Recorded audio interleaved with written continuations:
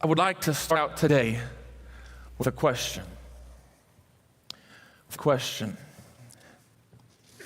How important is serving to you? It's probably something that we've asked ourselves for the past several weeks because that's a series we have been in. But how important is serving to you? I can think back to a time in my life where serving wasn't a priority for me. Honestly, if I can say it and not offend anybody, there was a time in my life that I just hung out in the back row and I gripped the chair like a back row Baptist. You know what I'm saying? Hey, listen, if you are a Baptist or come from a Baptist background, I didn't come up with that. I've been told that my whole life, so I'm sorry that joke ever got created.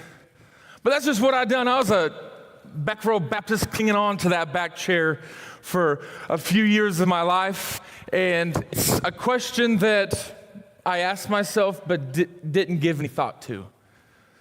As I sit back there, I won't name any names of the three other guys that I was sitting on that back row with yet. But just sit back there. From really about the time I was 17 to the 20 range, I found myself disconnecting my senior year in youth. I gave myself all the excuses in the world because there was nobody there my age, all the stuff. So I didn't really do a lot of stuff my senior year in youth, and it's ironic I'm a youth pastor now. But I just hung out back there, and my first year of college, I like to say my first year, but it was my only year of college. And then a year after I got back, I just hung out right back there in the back row, gripping a chair. That's where I spent my time knowing the church needed help, knowing all the things, but I was comfortable. I was comfortable in the things that I was doing, and I wasn't really looking for a change. So my title this morning is Get a Grip. Have any of you parents ever told your child to get a grip? Or maybe your wife told you husbands to get a grip? I'd say that's more often than the husband telling the wife to get a grip. Get a grip. So my title today is Get a Grip. But the problem that I have with the grip is most of the time we do that because the spot that we're in life is we're comfortable. And we're gripping because we don't want to leave that spot. And I can think of all the things that were comfortable to me in that moment of time in my life, the things that I didn't want to let go of. And for some of you, that may be a job in your life. For some, it may be a relationship. For some, it may be a comfort zone that you just want to stay in, that you've been in for a while, and why not stay there? For some, it's past failures or mistakes keeping you gripping the chair. And for some, it could be grudges or resentment. And even for some of you, it could be ministry positions that are keeping you comfortable. And we can tell ourselves all the different things, or let the devil convict us and talk to us and say, oh, you're too dirty. You're too broken. But you're not. The story that we're going to get into today is one of my favorite stories in the Bible. And before we get into that, I want to just give you a little context of where we're at in the story. But we're in John chapter 13, and it is the scene of the Last Supper. And when I was thinking through and just reading through, and I just continued to read the passage over and over again. Have any of you just ever got stuck in one passage and just like reading it over and over and over again, and it just continues to speak to you? That's where I found myself with this scripture. And to give a little context, this is the Last Supper. This is the Last Supper that Jesus is having with his 12 disciples before he goes to die on the cross for each and every one of us. And what I tried to do, it's like I try to put myself in the point of view of Jesus in that moment before he started doing anything. I wonder what was going through his mind. I wonder what was going through his mind. And I just want you to think about that as we read this scripture today. We're going to start in John 13, verse 1, and I'm going to read 17 verses today. Can I read 17 verses of the Bible? Is that okay with you all? Wow. Y'all, this is not going to work. Listen, I got told not to run around so much this time. But if you're going to be this dead, I'm going to have to do something to get you all woke up. Can I read the Bible today? Can we just let this Bible speak to us today? All right, verse 1. It was just before the Passover festival, and Jesus knew that the hour had come for him to leave this world and go to the Father. Having loved his own who were in the world, he loved them to the end. He loved them to the end. The evening meal was in progress, and the devil had already prompted Judas, the son of Simon Iscariot, to betray Jesus.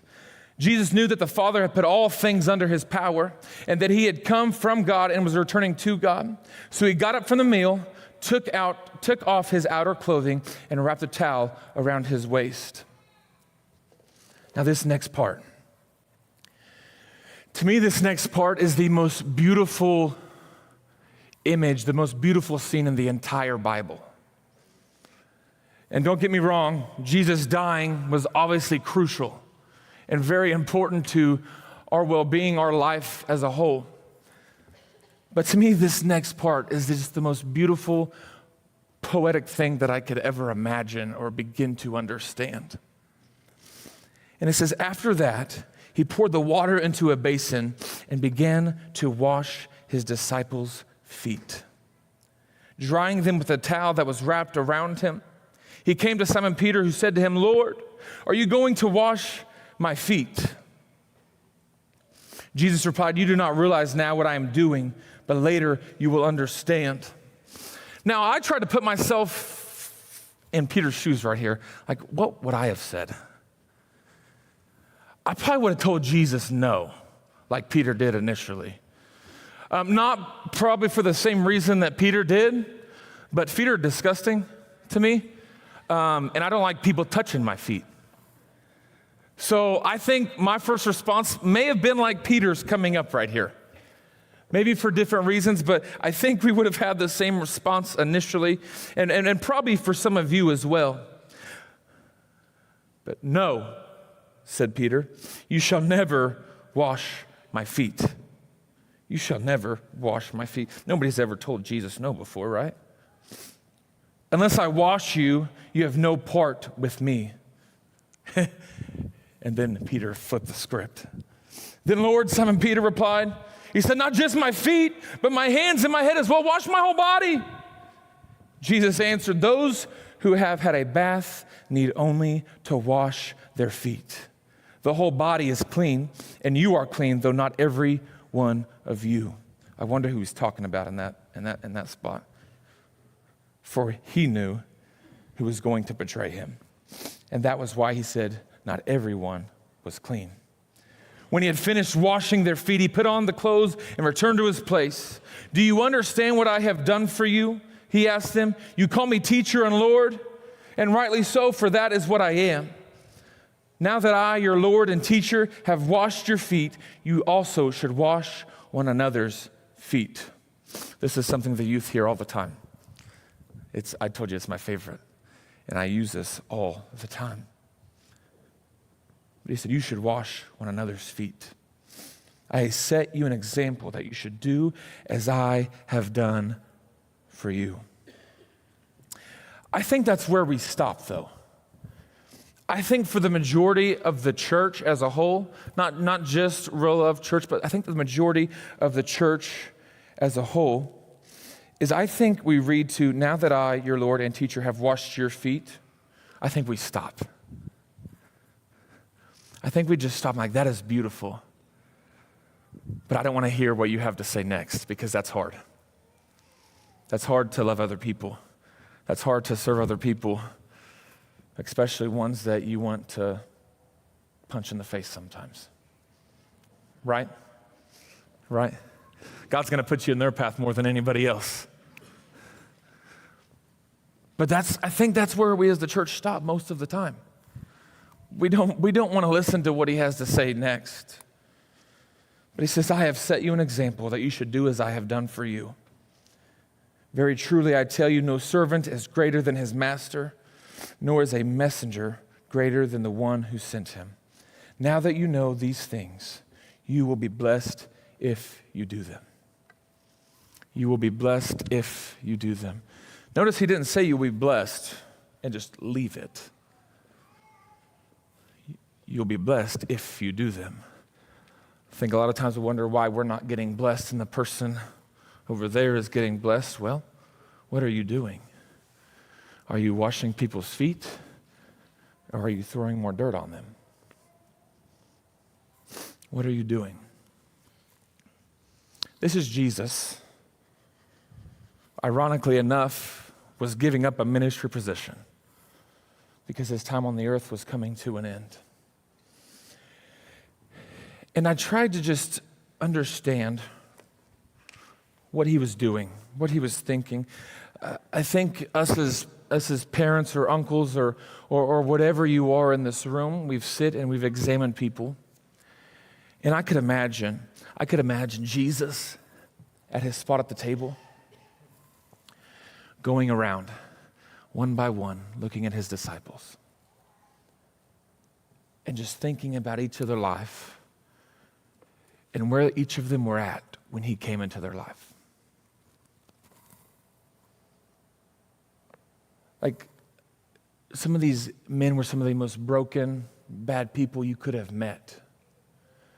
People that if we brought into the church today, if we let come in here, if we let sing a song, if we let do these things, it wouldn't go well. But those people is who Jesus seen as the ones that were going to help him change the world. And I could just imagine that Jesus was just walking through one by one, watching them, thinking like, this is the end for me here on this earth. But I can see Peter, and I can see how far he's come in these 3 years. I can see John. I can see all of the disciples, and I can see how far they've come. And then I tried to imagine being in the point of view of the disciples, knowing what was about to take place. I'm sure that they felt like life was about to be over. It's like the leader of the universe is leaving us. I'm sure some of them were bitter, upset, understood for sure. But it's just like, I'm sure they had some feelings going through their mind at that Last Supper. And then what Jesus done next was just the most beautiful display of love that I have ever seen. And I mean that because feet are gross. But he washed their feet. Like he washed their feet. And as I was thinking about that and trying to just grasp my mind around that, I began to think about, it was Friday night. And if I can be really honest with you, Friday night wasn't my best night. Friday night, I let the devil in for a little bit. For just a few moments in time, I let the devil try to make me think less of myself, that I wasn't enough, that I wasn't doing the right thing, that I wasn't saying the right thing, that I wasn't working hard enough. And it's not something that I usually make a big deal of, and I wasn't trying to. But I just felt so defeated by the end of the night. I just went over and I sat in my chair in the living room, just staying to myself. The kids were playing.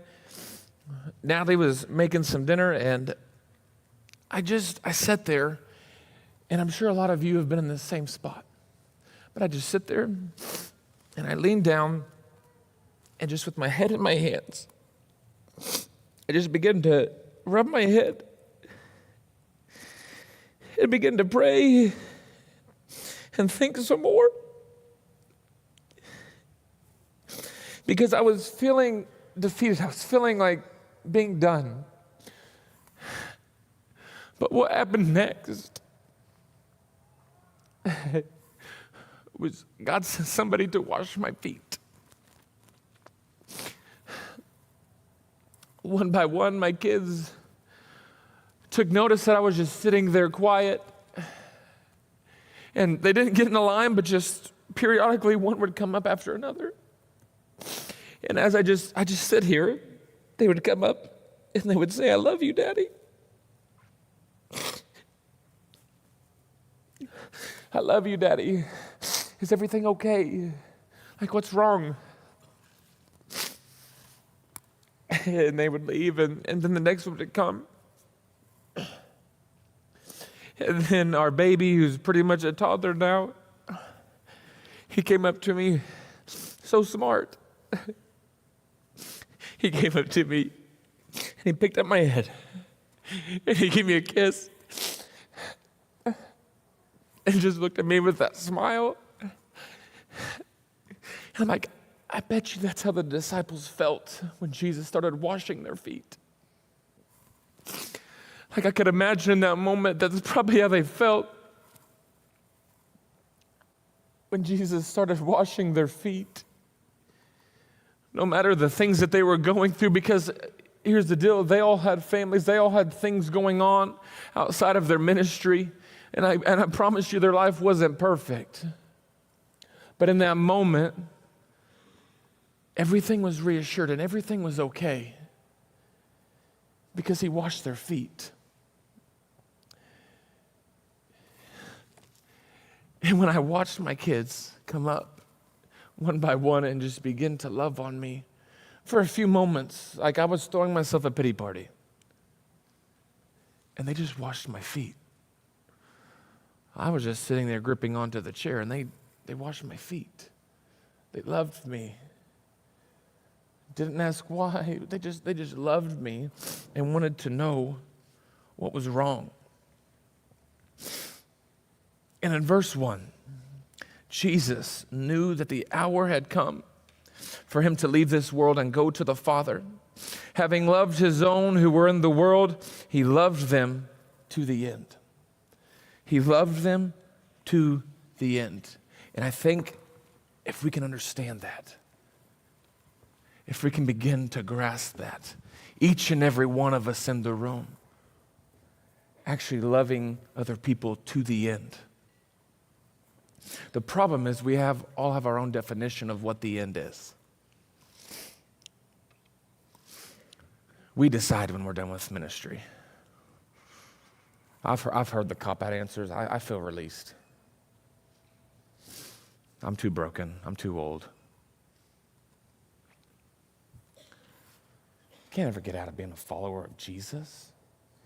It's like I've always heard pastors say when they retire, like, you can't ever really retire from sharing the gospel. I think that's true for all of us as followers of Jesus. Like, we can't stop that. We can't stop. You're not done until God says you're done.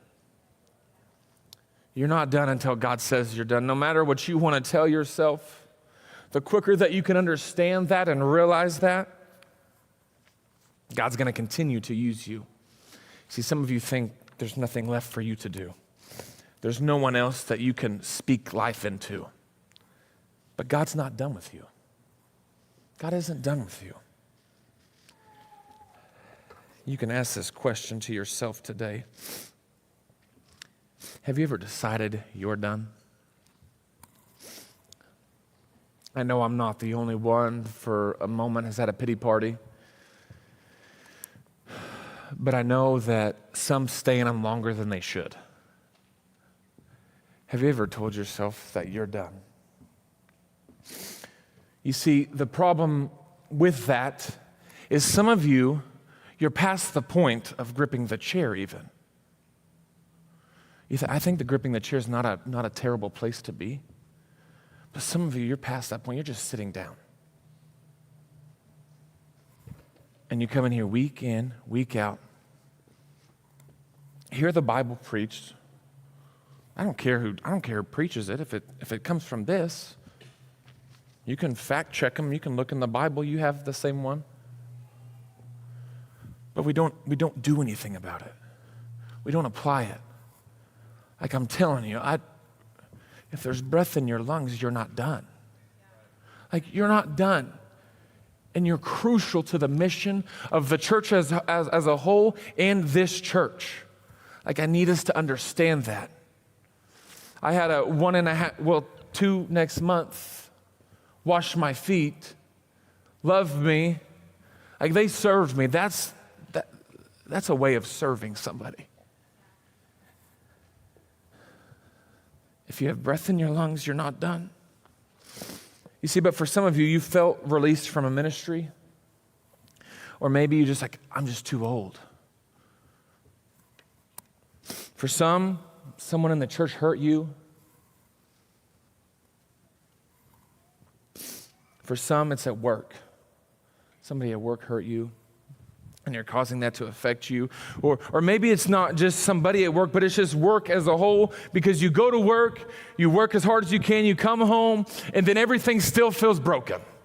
When you come home, no matter what you do, no matter how hard you work, no matter how many overtime hours that you put in, there's still never enough.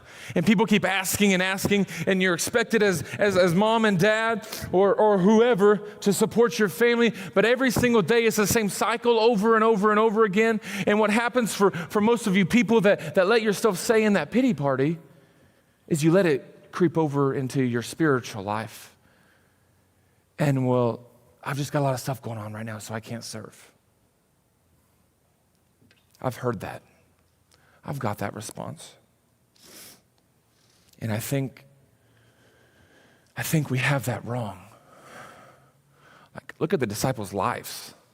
Even while being a disciple of Jesus, they were broken. They were not perfect human beings. They lived life.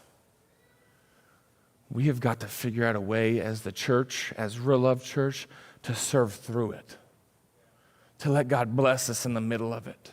That no matter what we're struggling with, no matter what we're going through, we have to tell ourselves that God hasn't told us we're done.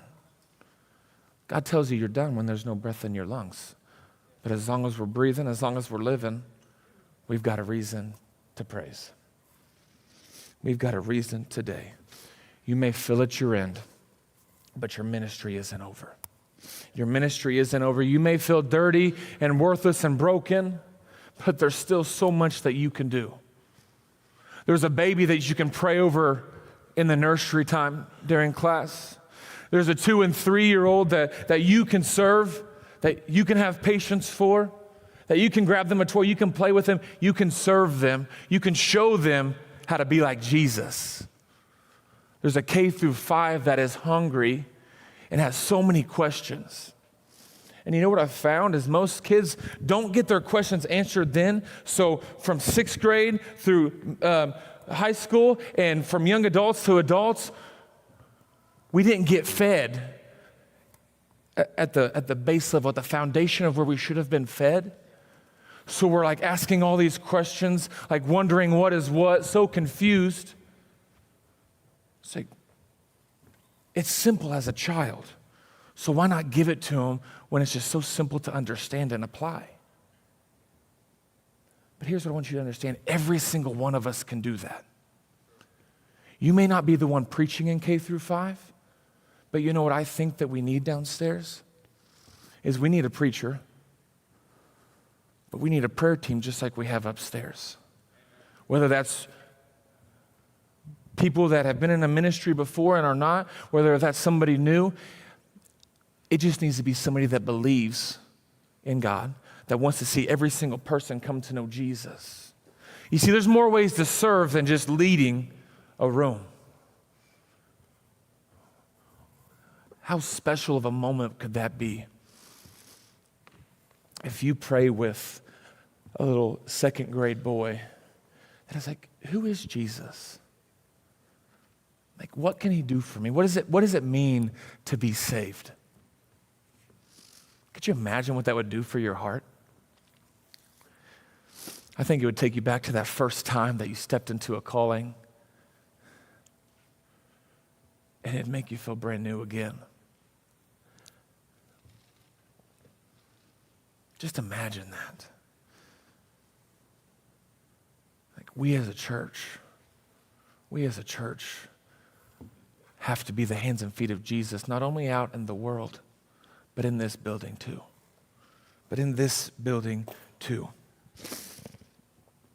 You're not too dirty. You're not too broken. Have any of you ever seen a pond that doesn't have a lot of life in it? There's not really any fish. Nobody goes and tries to fish it because there's no fish in the pond, but it gets covered with this film, this green, nasty moss, all the stuff, and it's just covered with it. Why does that happen? Because it's still, it's dead, it's not moving. There's no life within it. You see, what happens when you fill that pond with fish and you put fishermen around that pond, the dirty stuff is going to start moving away. It's going to start moving away.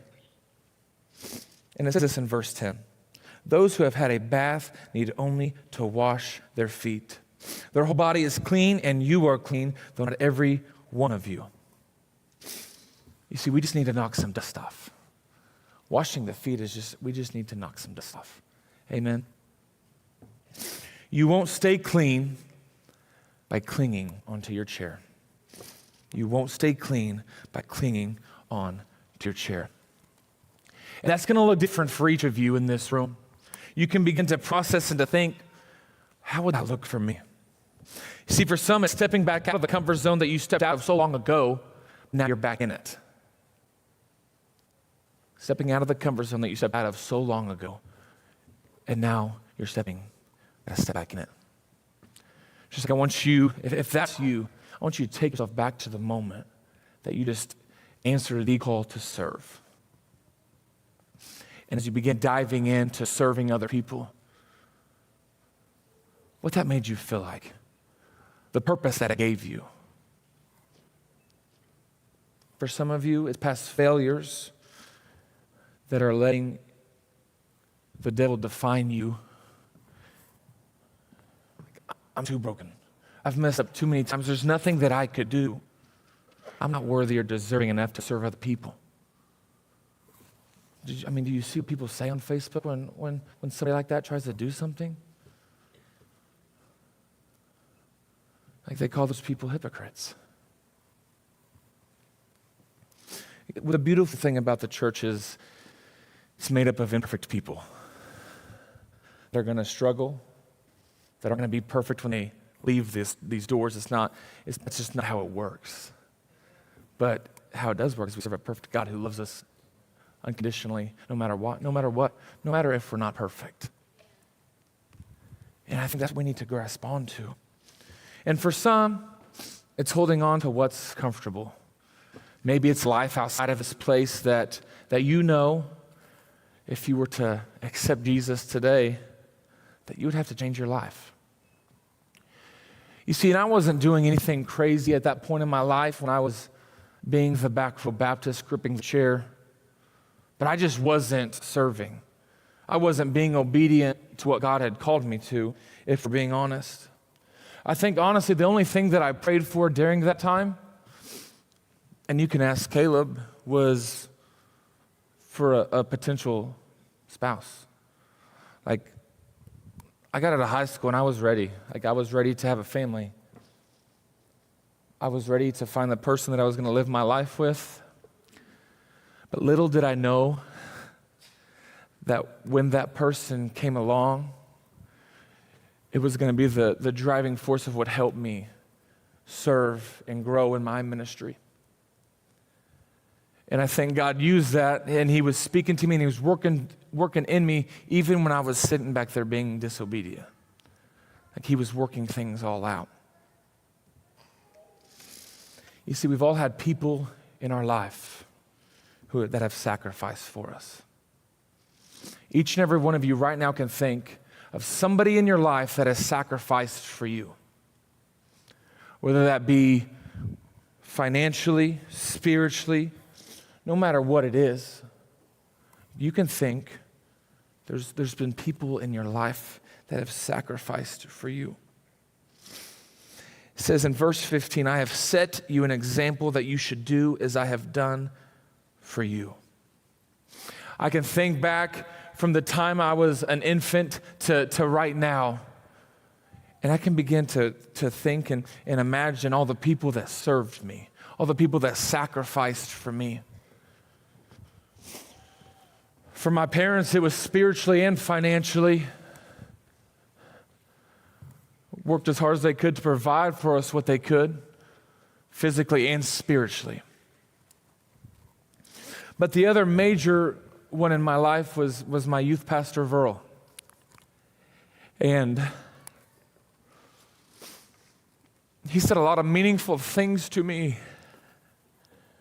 while I was in youth, things that I'll never forget.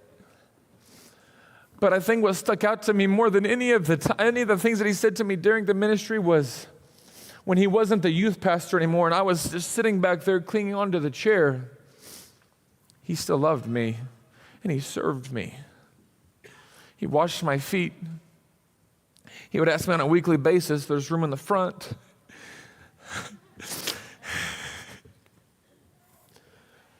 But he wasn't judging me for the things that I was doing wrong. He just continued to love me regardless, even though I was being stubborn and holding on to the chair. You know, and I know there's many more cases like that, but for me, my youth leaders, Verl, Terry, Tammy, I even got to spend some time in youth with Mike Barlow. He set an impression on me from my first ever trip in youth. And I was a sixth grader, obviously. And back then, they just let them pick what room they stayed in. I don't let the kids do that anymore. But back then, you know, you just bunked up with your friends. I think they liked each other more. And, well, I didn't have anybody. And Mike was obviously in the room with Jonathan James Barlow, Colton Matney, and Cameron Lawson. And he said, why don't you sleep with us? Why don't you stay in our room tonight? It was my first Empower trip. And he said, you know, Sports Center is going to be on all night long. And we shared a big common interest at that point in our life for a love of a bald man named Ray Allen. But even in those moments, I can just point out times where I remember my leaders serving me, loving me. When I was broken, when I was at my worst, they just continued to love me. But what I want each and every one of us to understand is that Jesus let go so you could too. Jesus let go so you could too. He let go of you so you could live. He let go of you so you could be saved. He let go of you so you can serve. Jesus let go so you could too. He let go of what was probably the hardest thing that he ever had to let go of at that point. Leaving a ministry on earth where he probably felt like he was just getting started. But he understood the bigger picture. And he let go of the chair. And what that needs to teach us and what we need to understand is if he can do that in the biggest ministry position in the world, why can't we? Why can't we let go? Why Why can't we let go? You see, I remember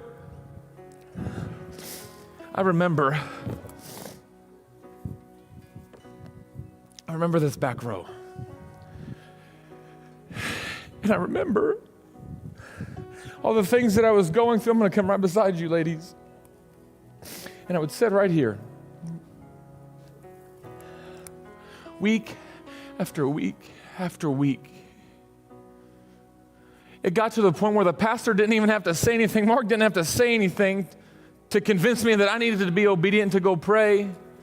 But week after week, I would just sit here, broken, empty, knowing what I needed to do to feel whole again. And then when the altar time would come, I would assume my position with 3 of my best friends at that time in our life. And I would just hold on. I would just hold on. And week after week after week, some of these elders in the church would go by knowing that I'm just being a turd head and would just continue to love me, would continue to serve me, would continue to wash my feet, even though I wouldn't let go of the chair. Even though I wouldn't let go of the chair, they'd done it regardless because that's what Jesus done. And continued to have patience, which is something hard. They knew it was going to happen because they were being obedient. But what I want us all as a church today to begin to understand is we need this person. We need the person like me that was gripping the chair. And we need the person on the other end that was pouring into me regardless. And we need every single one of you in the middle. If we want to make this thing work, if we believe in the vision of Real Love Church and we're going to grow this thing and we're going to reach the lost and build God's kingdom, it takes all of us. Even if that means sacrificing 1 or 2 Sundays a year to go pour into some students. And I'm talking to every single person in this room. Because you're going to pour into the same kids just like me. You're going to pour into the Jonathans. You're going to pour into the Levis and the Derricks and the Brads and our instrumentalists and the people on the prayer team and the Words of Knowledge team, the ones holding the doors out there, the ones greeting people as they come in. That's what you're pouring into. That's what you're pouring into. But it takes every single one of us, from the one gripping the chair to the one pouring into that person. It takes each and every single one of us. And today, if you can just understand anything at all and apply it to your life. See, Jesus let go so you could too. Like he let go so you could too.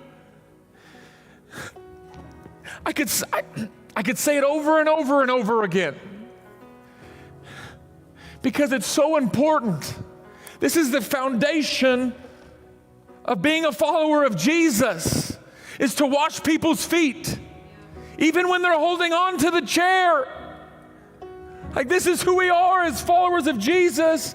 And when we're not like this every day of our life, of course something's going to be said.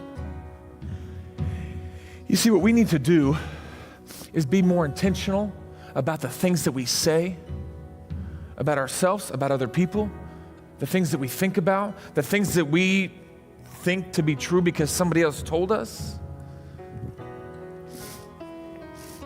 Maybe we should start fact checking and coming back to this book. Coming back to this book who is the only truth. And what does it say? I done this, so can you. I, Jesus, wash feet. It was the ultimate power move. I wash feet, so you could too. Imagine today if you decided to let go of you. I want to talk to the one that doesn't know Jesus for just a moment. I want to talk to the Chad back there gripping the chair. It's just like, I've been there. I've done it just like so many of you have. But imagine what would happen today if you let go of you. What would that do? Whose life would that change? It would change yours. It's going to do something for the person that believes in you and poured into you and loved you, knowing the situation you're in. And then the hundreds of people that you're going to win because of your obedience, because of your testimony, because of what God done for you. Imagine that today. This is a basic message, and I understand. We have to not only believe this as a church, but we have to live it out. Jesus may have only been 33 when his time came to an end, but he served till the end. He loved till the end. I can just imagine Bob True being here right now. A man that served till the end. That would go downstairs and he would love on the kids. Unplanned, of course, because that's the way he rolled. He donated things to the youth frequently. And like Jonathan said last week, he loved always. We have to do it. Guys, we have to do it here. If we can't do it in these walls, what makes you think we're going to be able to do it outside of them? Listen, I understand the more we grow and the more we be obedient, we're going to get backlash as a church.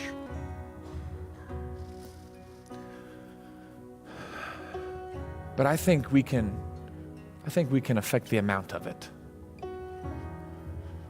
Because the majority of people say those things and act that way because they see how we live outside of these four walls. Like it's not a Sunday and Wednesday thing. Like tow truck drivers, Levi, they're on call 24/7. They never get to stop. He leaves life group and youth all the time. So inconsiderate. But they never stop. The same thing can be said as followers of Jesus. You see, for 3 years I sat back there and I gripped the chair. And the people that poured into me and loved me, I guarantee you had bad days. Had days where they came in where they didn't want to love anybody. Had days that they came in that they just wanted to be loved because they needed something. But you know what? They loved me regardless. They served me regardless. They washed my feet because that's what we're supposed to do.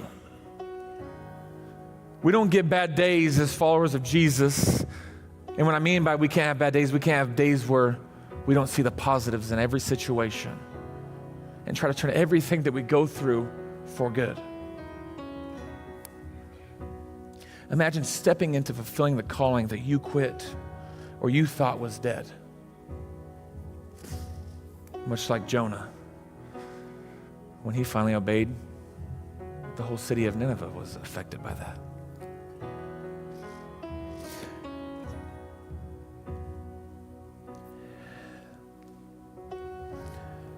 I'm gonna finish up here. Most of us don't step out of our comfort zone, step into obedience because at the end of the day, we're just affecting ourselves, right? It's not hurting anybody else. Yeah, I'm being disobedient, I know that, and I'll live with it. But it's not actually hurting anybody else, right? I think that's what we think sometimes. And the truth is, we're losing people every single day because there's too many of people that think like that. I want to see a room full of people. I don't care what you think of me, but everything that I said is true, and it came from this book. So no matter what you think of me, don't let that hold you up. We need to start it when they're young. We need to build the foundation. And just like Christy said, if all of us served, you would only have to do it once a year. But when I'm talking to everybody in here, if you know Jesus and have accepted Jesus as your personal Savior, you can serve. You can serve. If there's breath in your lungs, you can serve. If you have hands, if you have feet, if you have a mouth, you don't even have to have all of them, but if you have any of them, there's still work that you can do. Today's the day. We're casting the vision and calling it out that we're going to see so many lives changed in 2024. And I believe it. I believe that God wants to grow this church and to see thousands and thousands come to be saved. But if they came into this place right now, our back door is too wide open. And what I mean by that is we're not going to keep all of them. We're not going to keep all of them because we're not doing everything that we can be doing. Let's build the foundation. Jesus, before he ever died on the cross, he washed feet.